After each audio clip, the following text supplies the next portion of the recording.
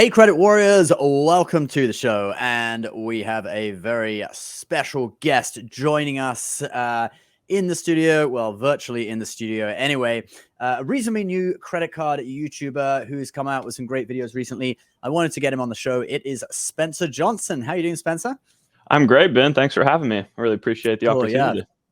Nice. Thanks. Yeah, thanks so much for joining us. And the reason I wanted you on the show was because I saw your video about the Amex Gold and the Capital One Venture X, allegedly, according to you, being the #1 credit card duo, the #1 two-card setup. And I thought it was an interesting video. There were some very good and valid points in it.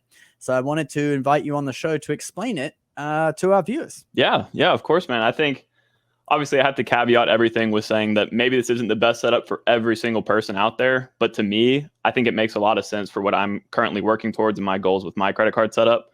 And really the way that I looked at it is I have two main spending categories that I'm spending in, every single month, that being my food category, groceries and dining, as well as just the everything else category. And if you're looking at just a straight credit card duo, I want to be able to have a card that not only covers those base categories, but gets me some added perks on top of that. And for me personally, I know that I get a ton of value from the Amex Gold because it does have the 2 annual credits that come on it. So I know that I can use it for dining and get a lot of value back and basically make the effective annual fee on that card, I guess, $10 or, negative if you take into account all of the points that I earn on it. But then on top of that, I also have the Venture X, which comes with some travel credits as well and just some other general points that it gives you back. So for me personally, I know that I'm going to get positive value from each of these cards every year, basically automatically, even just by booking, say, one trip on my Capital One Venture X a year. It really works out well. So that's kind of the quick overview of it. But so for the audience, let's just tell them for the point earning, what it covers. So the gold, you mentioned 2 categories. Correct. Dining and grocery, right? Dining in restaurants and grocery, those are 4x. Correct. There's also 3 points per dollar for flights booked directly with airlines on the gold. And then 1 point per dollar on everything else. I think that's it, right? I'm not missing anything? Yep, that's correct. That's great. And then on the venture, what does that earn? Because I actually don't have that, so I'll let you talk about that. But first of all, if you do have 2 credit cards like this duo, or even more than 2, a great way to keep track of them all is the sponsor of today's video, Max Rewards. It's a convenient smartphone app that pools data on all of your cards, even if they're from different issuers like American Express and Capital One, into one easy-to-use dashboard. From transactions to balances to points and rewards balances, it's all in there. Plus, the app keeps track of your rewards categories, so it'll show you which card to use in which category and at which local merchant for, you guessed it, the Max Rewards. It's particularly useful for American Express cards since the Pro version, Max Rewards Gold, will activate all of your Amex offers for you so you never miss a deal. And when all of the Amex offers in your account are activated, new offers that you never even knew existed will appear in your account, and you can activate them too, potentially saving you hundreds of dollars per year. You can get a free month of Max Rewards Gold with my link below, or you can just download the app and check out the free features. All right, back to the video. So yeah, the Capital One Venture X has mainly spending categories targeted at Capital One's travel portal. So you're going to be getting 10x back on hotels and car rentals booked through Capital One's travel portal, as well as 5x back on flights booked through Capital One's travel portal. And then outside of that, you get 2x back on everything else, which is why it fits so well as that catch-all credit card in this powerful duo.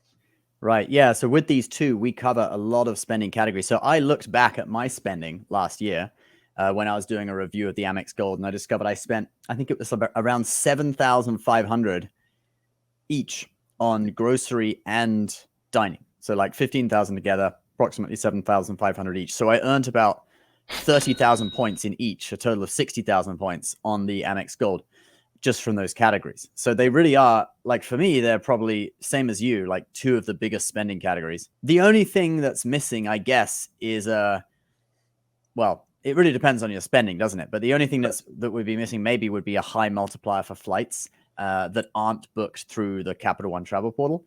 But then again, if you always booked, I mean, you get 3x directly with airlines. And if you always booked your flights through the Capital One travel portal, then you're getting 5x on the Venture X. And then the 2 points per dollar and everything else is pretty good too. Exactly. Yeah. The one thing that a lot of people pointed out in that video too is that the biggest category that you're missing out on is going to be gas, because you don't have, the most you're getting back on gas is going to be the 2x with the Capital One Venture X, which I That's do true. agree with. It's not necessarily perfect for every single person, like I mentioned before, but for the most part, you're getting a lot of coverage with two really great cards that, for me, are easy to get positive value from, even with those high annual fees. What do you use for gas personally? Personally, I use the City Custom Cash. I feel like it's, one that you can just slot into basically any credit card setup and get, an automatic 5x back on that, as long as it's really the only category you're spending in on that card every single month. Because I guess we should mention that you really only get 5x back on your top eligible spending category every month up to $500 spent. So the way to logically use the card the best is to only put spend on that card in that one category you want to get 5x on. And that's what I do with gas. Because then you're not like, there's no doubt what you're getting. You know what you're getting. Yeah, I used to use the Amex Business Gold for gas, but then I realized I was only using it for gas, and the amount of money I saved was not enough to justify the annual fee. The annual fee was $3.95, and so I canceled it. And now I'm using the Wyndham Rewards Business Earner that's like 8 points per dollar on gas, which is actually kind of crazy, because it's like 1 cent per point. So yeah. People who spend a lot on gas, obviously they might want to supplement this with a third card. Could be the City Custom Cash. Right. Let's talk about the points though, because obviously you're earning two different points currencies. But there are a few transfer partners that both of them have, like British Airways, for example. Both of them have British Airways. So you could pool your points from both in British Airways and then book American Airlines flights. There might be a few other transfers. That's the only one I can think of that they both have off the top of my head. Right. Yeah, I think they also have one. They have a couple others. I believe they have Virgin Atlantic too. They both have the same of. There's a couple other of those international airlines that they share. Obviously, the biggest thing to point out with the points as well is that these are only going to be valuable whenever you use them to book travel. These are not going to be this is not a good cashback duo by any means. I mean, if you were to redeem them for cashback, you're getting like 0.5 cents per point in Capital One's ecosystem and 0.6 with Amex. So we probably should have said that at the beginning as a disclaimer. This is not for team cashback. There's one or two people who always comment on the videos. They're on team cashback. You guys know who you are. Anyway, this is obviously not for team cashback. This is for people who want points. Now, let me see, because I've got a few notes here. Combined sign-up bonus is pretty good. If you were to get these now, the Venture X is 75,000 points, and the Gold, the public welcome bonus is 60,000, but there are targeted bonuses out there. Just with a little bit of looking, I found 75,000 special offer for you, even though I'm already got the card, so I'm not eligible for it. But for some reason that showed up. So you could definitely get about 150,000 points between these two cards if you signed up for them now. And guys, if you want to know more about the Amex Gold, you can check out my mini review in my credit card guide, which will be in the description below.